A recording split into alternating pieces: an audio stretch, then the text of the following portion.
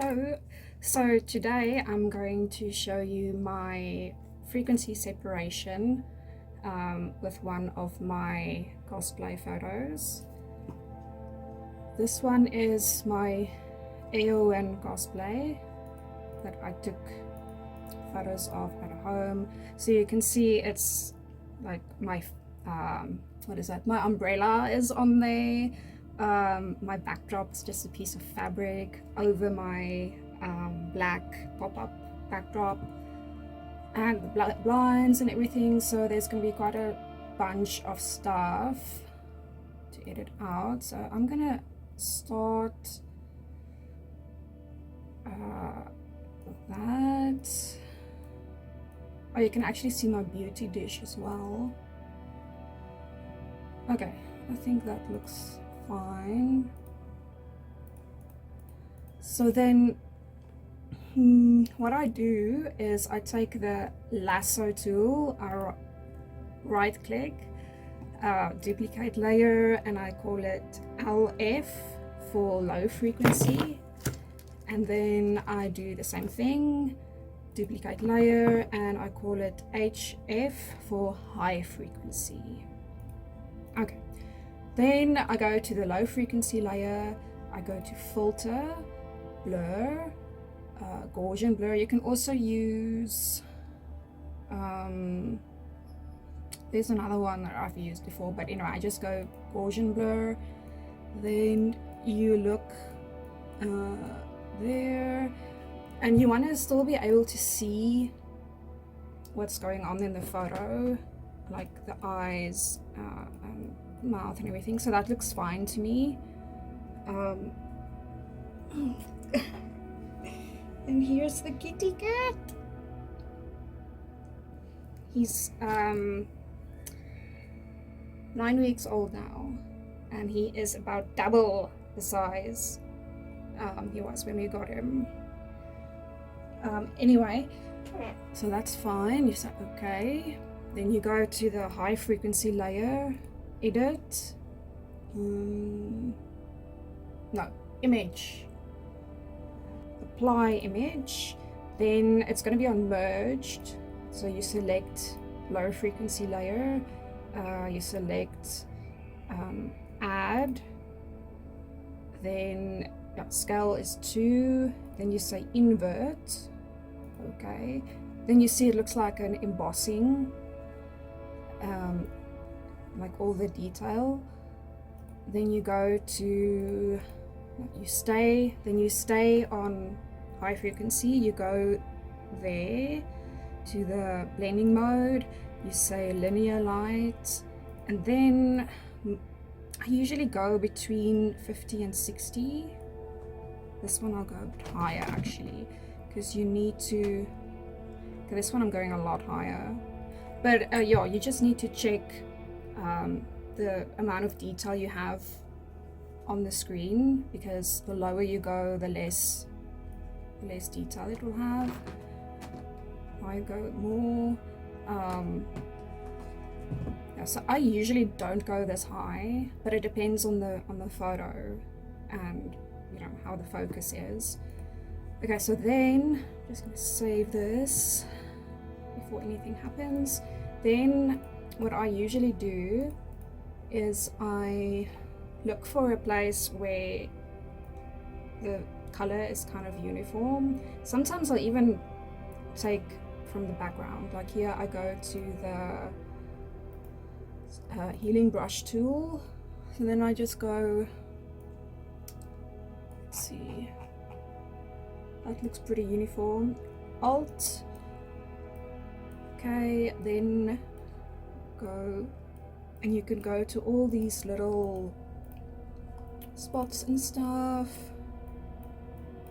so you see that evens out the color layer, but it doesn't do anything to the texture layer, which is why you separate the frequencies. So I usually use a smallish brush for this, because if you go too close to a line, let me show you, if you go too close there, going to take color from the background. So I use a small brush.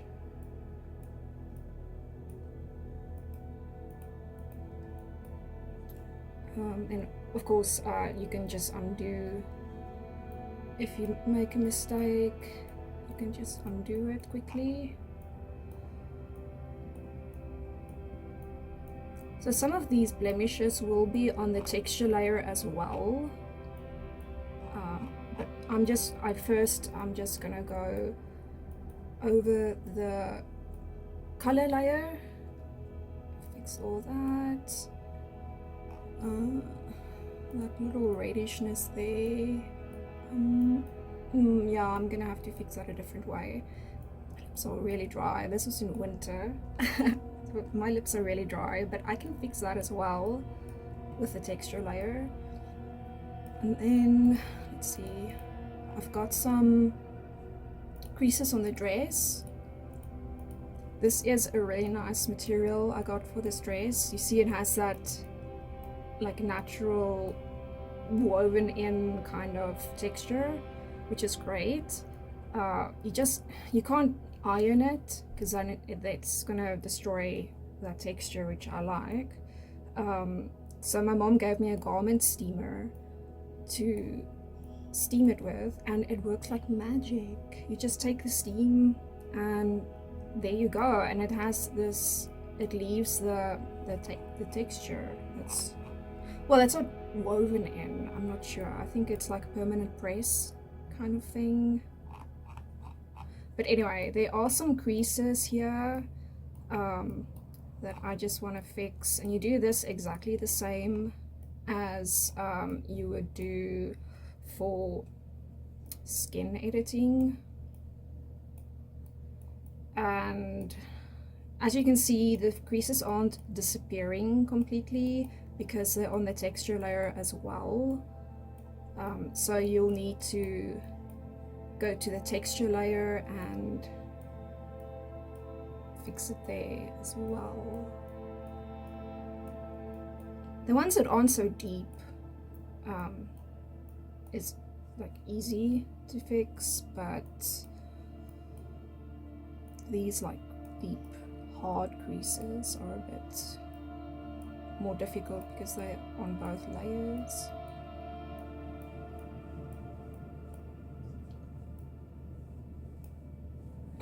Yeah, I'll come back to that. Yeah, so there's not a lot of creases, but there are some. Okay, then my arm and hand, I'm also going to do the same thing.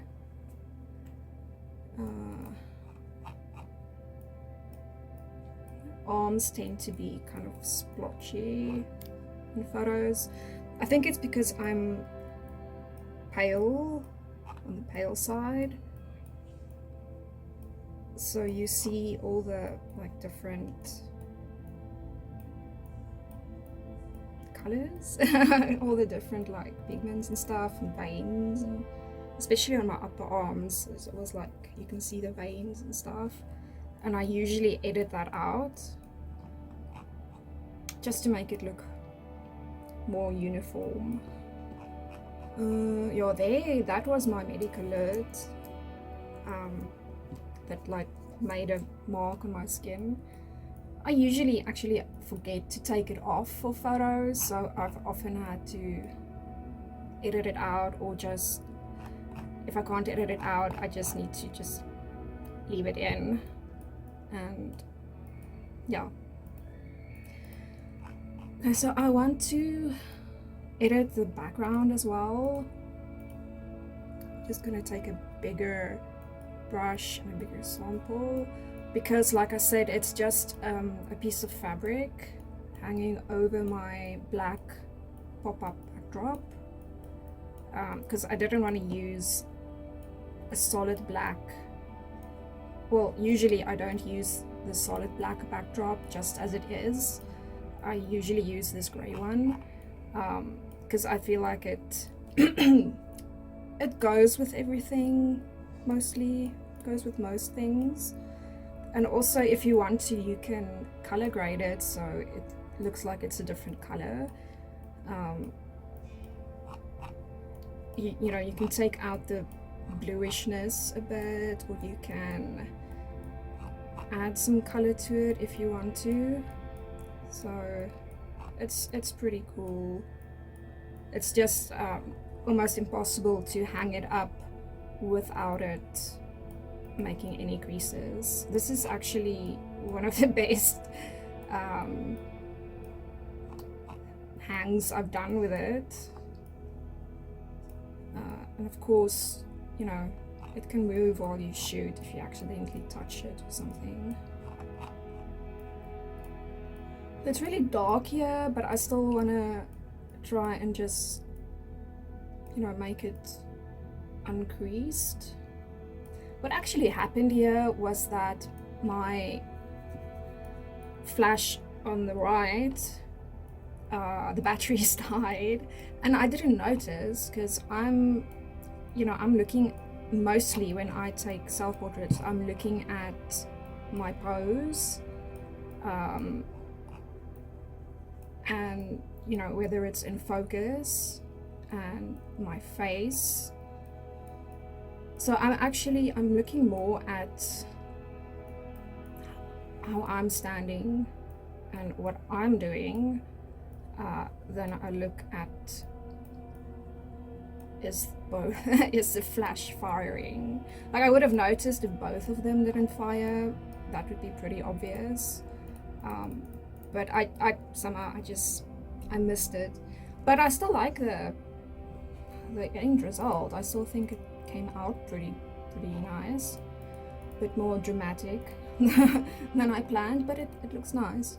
Okay, so then I take the eyedropper tool and I go to somewhere like, say there, that's kind of like a medium, you know, not the darkest parts of the face, not the lightest parts of the face, like medium. Because what I want to do is, you see the areas where the flash is, it's like white basically. I want to get rid of that.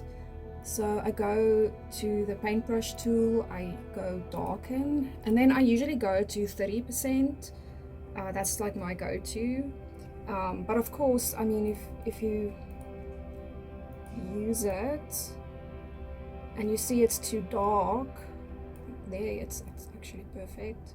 But if you see it's too dark, I mean, you can of course use 20%, 10%, whatever you think would be the right one. And my hand is also very bright. This arm as well. So I'm just kind of toning down those areas that are a bit too light. You can also do this, of course, on the clothing. I mean, you can do it on anything basically. You can do it on the clothing, on the props, even the background. If you don't want it to be like, oh, I went over there. If you don't want it to be like pure white, then you can do that. I think the rest of it's fine. And then what I also do is eyedropper tool, and then I go to what looks like a natural color, let's say there about, and then I go to the brush tool, I say color. I'm gonna keep it on 30%, but of course you can change that. And then I just go over it. Maybe that looks a bit too orange now, I don't know, let me see. So I do this to make the skin just a more uniform color, because often people have not just darker areas under the eyes, but sometimes there's like a grayish or bluish tint because of the veins underneath. So that will kind of fix that. People's noses are often a bit more red. People's hands are often a bit more red. I mean, in daily life you don't really notice that, but on a photo everything kind of stands out a lot more, so that makes it much more visible. and then just over the hands.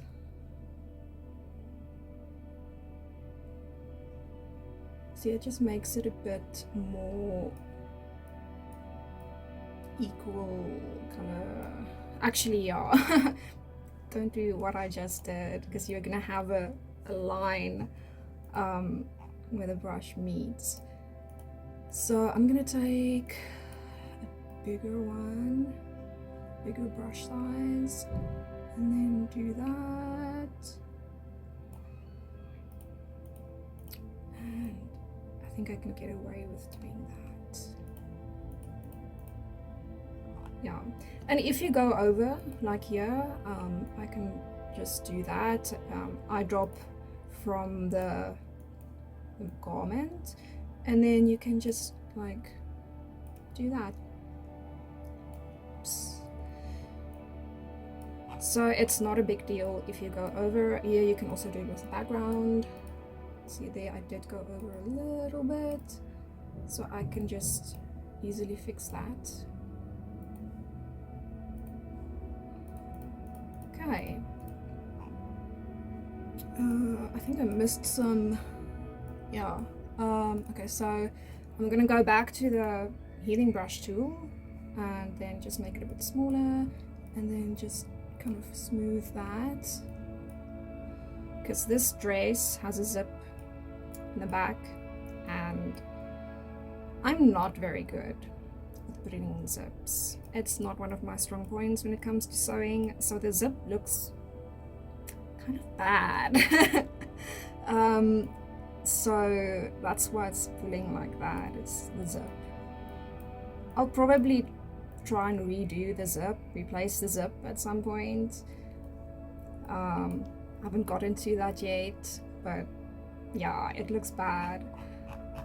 Okay, then that little piece there. Okay, now I'm gonna edit that later. Okay, so I think that's it for the color layer. Oh yes, that I want to fix. I'm actually gonna see if I can't do this with just like a really small healing brush. A little bit of almost kind of freckles on my nose. Oh yeah, my eyebrows. It's kind of not filled in that well. That's just something I have a bit of issue with. Also here, I did my eyebrows a lot lighter than I usually would, to go with the character. Okay, so I'm just gonna save. Remember to save, because it really sucks when you've done a lot of work and then the power goes off, or there's, you know, just a dip in the power, or, you know, whatever. The cat, the cat does something on the keyboard, you know, that could happen quite easily. Okay, so then I go to the high frequency and see there's like a zit or something that is in the texture layer, and then there's also like these little hairs here that can also be taken out now. So then I just go to a piece that's smooth, and then you can just use the healing brush tool again, because now it's gonna replace the texture with the texture of where you're taking it from. And then yeah, I know I mentioned this before, I usually clean up my eyebrows a bit because I've got big eyebrows and I don't necessarily want that to be so rough on the photo. Okay, yeah, but something you must also do here is you must notice that there are different textures on the face. For example, here you can see on the cheek it's a bit of a different texture than on the forehead, and underneath the eyes there's also a different texture, and on the nose, and then of course on the neck, everywhere. So you need to match those textures. Make sure that you're not putting the same texture everywhere, because that looks weird. Because I'm gonna go here to the cheek, and then there's all these little textures that I'm just gonna take out. And these hairs, I always clean up hairs because they bother me. Okay, so there I'm just gonna do like that a little bit, because I don't want it to look too blurred. And that little zit, yeah, now I can take that out. And that looks a bit weird now for some reason, so I'm gonna undo that. That I can take out. Take from there. Yeah, that looks better.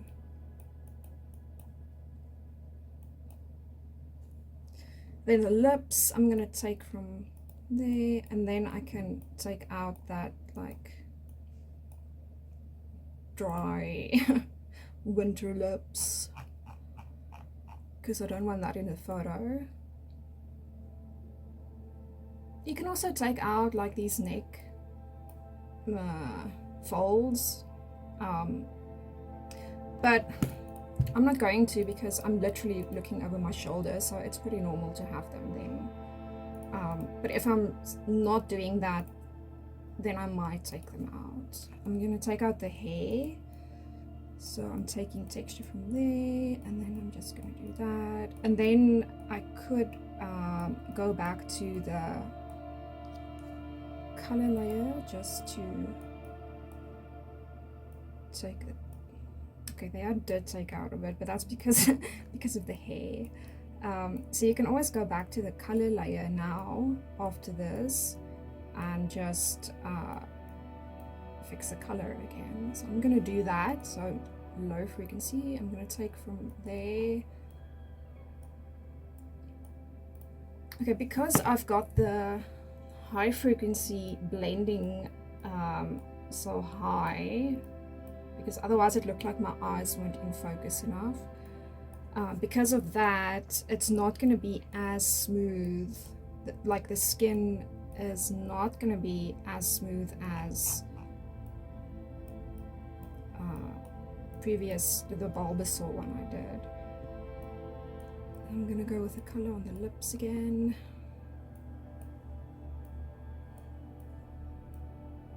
What's that? He's so cute. Okay. That was actually quite fast, but I mean, there's not a lot of skin showing. The more skin shows, the more there is to edit. So like something like boudoir would take me ages to edit, because there's just a lot of skin texture. Because I'm gonna do that with this as well. As you can see, it's not going out that well, but there's a nice setting with the blending brush tool. You can see it's now on normal, but you can also say replace, and then it literally copies and pastes that from where you took it. But now it's a bit, you can see like straight hard lines, or like hard lines where it's done. So then I just go back to normal, and then you go over, then you go over those harsh lines, and then it's soft again. Okay, so that is the frequency separation done.